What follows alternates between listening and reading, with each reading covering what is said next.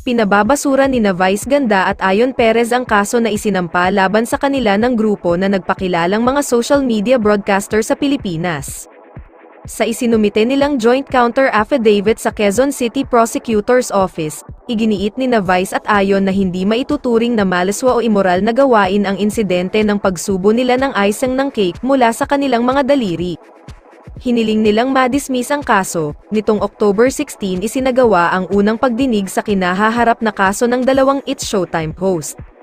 Noong September, sinampahan sila ng kasong paglabag ng dalawa sa pagsubo nila ng icing sa Isip Bata segment ng programa noong July 25. Sa ipinost na larawan ng SMNI News ng joint counter affidavit nina Vice Ganda and Ayon, mababasa ang kanilang paliwanag sa insidente at ang hiling na ma-dismiss ang kaso. Samantala, pinag-aaralang mabuti ngayon ang plano niyang sampahan ng kaso ang mga taong pasimuno sa mga walang basehan na nakakasira sa reputasyon niya at ng kanyang partner. Nakikipag-usap na ang TV host sa abogado para sa legal action nila laban sa mga personalidad na sangkot dito. Ang pagsasampa ng kaso ang naiisip na paraan para matukoy at ipaglaban kung ano ang tama.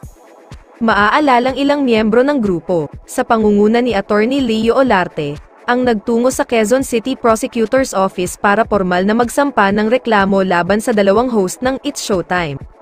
Nagpahatid din ng suporta ang naturang organisasyon sa MTRCB kasabay ng pakikipag-meeting nila kay Chairperson Lala Soto. Handa raw silang makipagtulungan sa ahensya upang mapigilan at maiwasan ang mga immoral content sa noontime show sa TV.